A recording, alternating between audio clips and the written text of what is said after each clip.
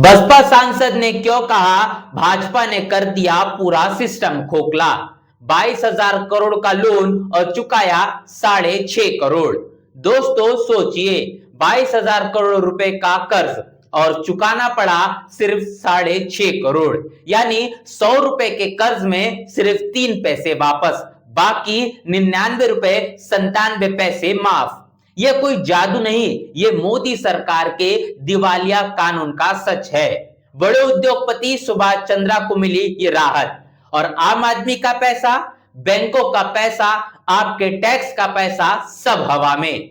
बसपा सांसद रामजी गौतम ने खुलकर पूछा है, ये सरकार किसकी है, गरीबों की या पूंजीपतियों की। दोस्तों, नेशनल कंपनी लॉ ट्रिब्यूनल यानी एनसीएलटी ने हाल ही में एक फैसला सुनाया। जी ग्रुप यानी जी मीडिया के संस्थापक सुभाष चंद्रा के व्यक्तिगत दिवालिया मामले में उनके खिलाफ लगभग 22,006 करोड़ रुपए के दावे स्वीकार हुए थे।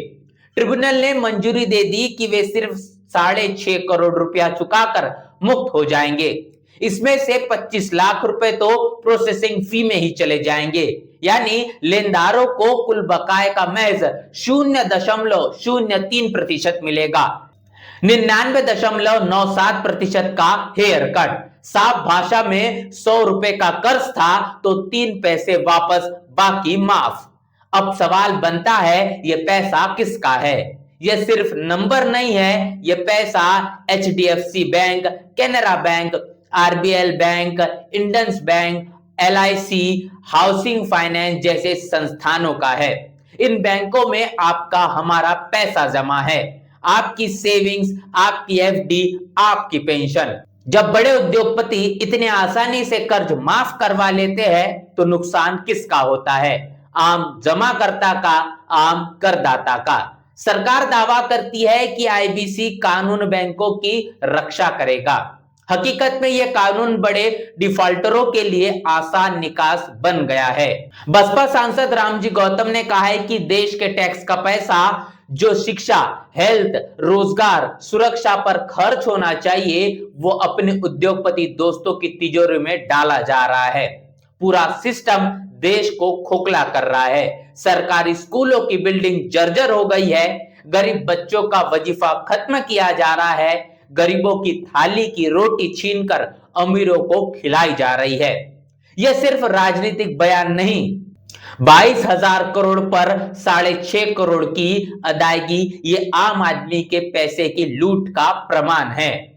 मोदी सरकार बार बार कहती है कि हम एनपीए से निपट रहे हैं, लेकिन एनसीएलटी जैसे मंचों पर बार बार भारी हेयर कट हो रहे हैं। बड़े डिफॉल्टरों को राहत, छोटे किसानों और आम लोगों पर दबाव। किसान 50,000 का कर्ज न चुका पाए तो जमीन नीलाम, नौकरी वाला एक ईएमआई मिस करे तो रिकवरी एजेंट घर पर, लेकिन बड़े घराने 22,000 करोड़ माफ। कानून बनाने वाली सरकार अगर ऐसे फैसलों पर चुप्पी साध लेती है या सिर्फ प्रोसेसिंग का हवाला देकर किनारा कर लेती है तो मंशा पर सवाल उठना लाजमी है। इस मामले में पहले 2 सदस्यों में मतभेद था, फिर तीसरे न्यायिक सदस्य नीलेश शर्मा ने फैसला सुनाया। लेनदारों में से 80% से ज्यादा ने योजना को मंजूरी दी थी, लेकिन कई बड़े बैंक और एलआईसी हाउसिंग फाइनेंस ने आपत्ति जताई थी। फिर भी फैसला हो गया। सरकार की ओर से कोई ठोस जवाबदेही या सुधार का ऐलान नहीं सुनाई दिया। दोस्तों, जब बैंकों को इतना बड़ा नुकसान होता है तो अंत में वे नुकसान टैक्स पेयर पर पड़ता है, या फिर बैंक ब्याज बढ़ाते हैं, सेवा शुल्क बढ़ाते हैं, गरीब बच्चों की शिक्षा, स्वास्थ्य सेवाएं, रोजगार सब पर प्रभाव पड़ता है। बसपा सांसद रामजी गौतम कह रहे हैं कि सिस्टम देश को खोखला कर रहा है। अगर भाजपा वाकई बैंकों और आम जमाकर्ताओं के हितों की रक्षा करना चाहती है तो ऐसे फैसलों पर गंभीरता से पुनर्विचार करना चाहिए, वरना दिवालिया कानून बड़े घरानों को राहत देने का औजार बनता रहेगा। यह सिर्फ एक केस नहीं, यह पूरे सिस्टम का आईना है। मान्यवर कांशीराम साहब कहते हैं कि बहुजन समाज जब तक हुक्मरान नहीं बनेगा उसके हिस्से का पैसा मनुवादी पूंजीपति बहुजनों के खिलाफ ही इस्तेमाल करता रहेगा। इस पूरे वीडियो को लेकर आपकी राय, आपकी प्रतिक्रिया लिखकर कमेंट बॉक्स में जरूर बताएं।